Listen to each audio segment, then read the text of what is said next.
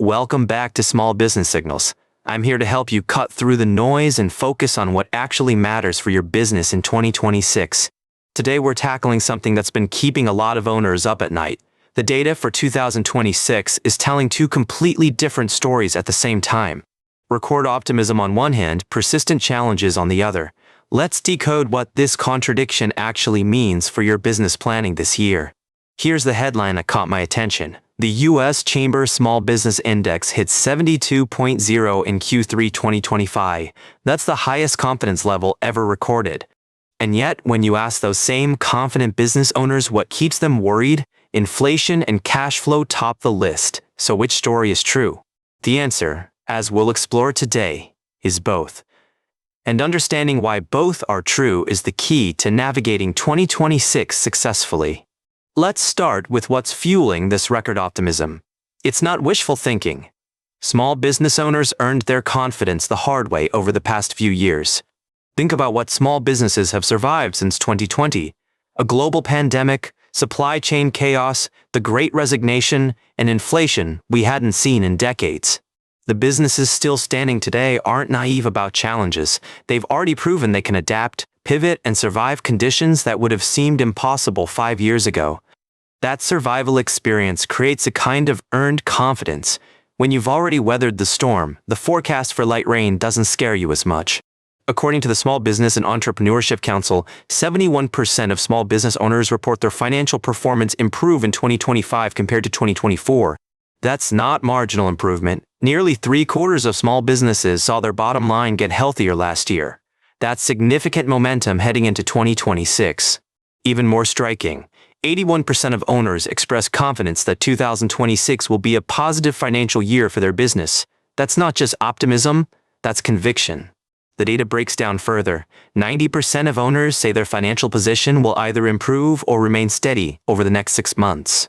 Breaking that down, 52% expect improvement while 38% anticipate holding steady. Only 10% see potential decline. Those are remarkably bullish numbers. Now here's where we need to talk about the other side of the story. Because confidence doesn't mean challenges have disappeared, they've evolved. According to the U.S. Chamber of Commerce, inflation remains the #1 challenge for small businesses at 31%. Cash flow concerns follow closely at 29%. Think about that pairing. Inflation squeezes margins while cash flow concerns mean businesses are watching every dollar even more carefully than before. This is where the apparent contradiction starts making sense. Business owners can be confident about their ability to navigate challenges while still acknowledging those challenges are real and present. The macro picture adds context here. U.S. growth is expected to slow to about 1.6% in 2026, with inflation easing toward 3%. Unemployment may tick up slightly to 4.45%. These aren't crisis numbers, but they signal a cooling economy that requires more careful planning. So we're looking at a year where growth continues but at a slower pace, where inflation is better but not gone, where hiring remains strong but might face headwinds. Here's a signal that shows the confidence is real. 57% of small businesses plan to hire in 2026, and 48% plan to increase employee compensation. Businesses don't commit to hiring and raising wages unless they genuinely expect growth. These aren't defensive moves, they're expansion plays. This brings us to what I think is the core insight for 2026. The businesses that will thrive aren't choosing between optimism and caution. They're practicing both simultaneously. Call it confident caution or cautious confidence. It means planning for growth while building buffers.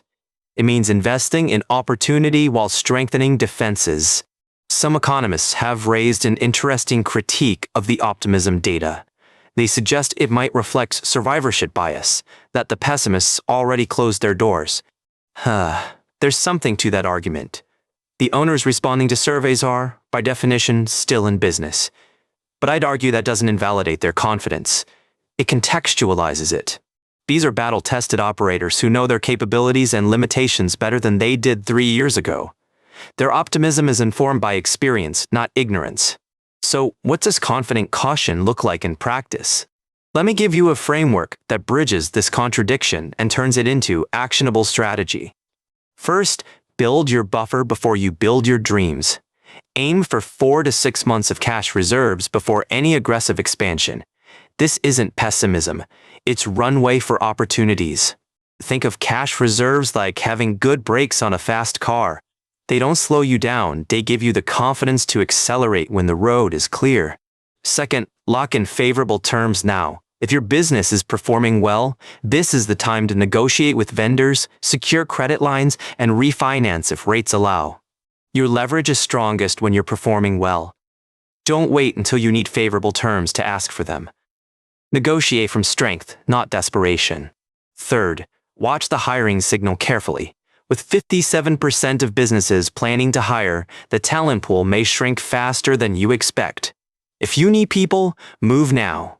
The Paychex research confirms candidates still value flexibility, growth opportunities, and positive culture over salary alone. Compensation matters, but it's not the whole story. This means smaller businesses can compete for talent by emphasizing what they offer: more responsibility, faster growth paths, and the chance to make a visible impact. Fourth, become a leading indicator watcher. Monthly, check consumer confidence, local employment data, and industry-specific signals. Don't wait for quarterly reports to tell you what's shifting. Set up a simple monthly ritual. 15 minutes reviewing key economic indicators for your region and industry. It's like checking the weather before a long drive. Fifth, and this is crucial, prepare 2 scenarios. Create an optimism pays-off growth plan and a caution wins defensive plan. Know what triggers switching between them. Define your tripwires in advance. Maybe it's a revenue threshold, a major customer loss, or an industry shift. Knowing your triggers prevents emotional decision-making during stress. 6. Invest in efficiency during good times. Automation, AI tools, better systems. Build operational resilience now, so you have it when you need it most. The businesses that invested in better processes during 2023 and 2024 are the ones showing up confident in these surveys now. They learned that efficiency is insurance. Now let's talk about tariffs, because they're the wild card in 2026 planning that keeps coming up in the research. And honestly, tariff uncertainty is challenging for everyone. The U.S. Chamber guidance suggests businesses should review their supply chains now and identify alternative sourcing options before potential tariff changes force rushed decisions. If you depend on imports, know your backup suppliers now. Even if you never need them, having relationships in place reduces panic if policies shift. The theme I keep coming back to is strategic flexibility, not paralysis from uncertainty, but preparedness that lets you move quickly in any direction. The SBE Council survey calls the current environment one where America's small business employers experienced a financially strong 2025 and have entered 2026 in a solid position. That's the foundation to build on. Solid doesn't mean guaranteed, but it means you're starting 2026 from a position of strength rather than desperation. If you're listening to this and feeling like the optimism data doesn't match your experience, that's worth examining. Every business situation is unique. If you're in an industry facing structural challenges or a region with different economic conditions, national optimism numbers might not apply directly. Trust your local data too. And I should mention, if you're finding these breakdowns useful for your planning, consider subscribing. We cover signals like these every week. Remember that challenges and confidence aren't mutually exclusive. The best operators I know are simultaneously optimistic about opportunities and realistic about obstacles. They hold both truths without cognitive dissonance. Yes, things might get harder. Yes, we can handle it. Both statements can be true at the same time.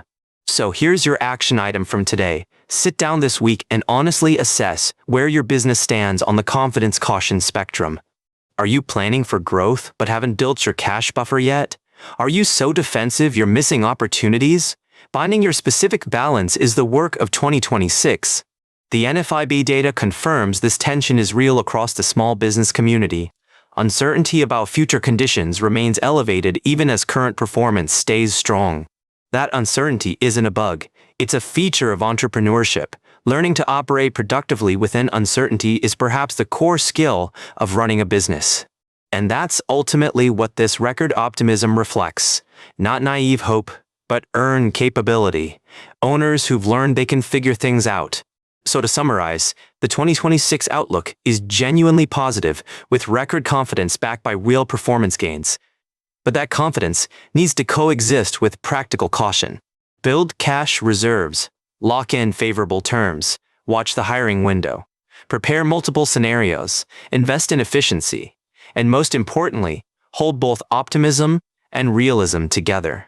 Quick reminder, this content is for educational and informational purposes only and does not constitute financial advice. Always consult with a qualified advisor before making significant financial decisions. That's all for today on Small Business Signals. The signals for 2026 say, be confident, be cautious, and be ready for whatever comes next. We'll see you in the next episode.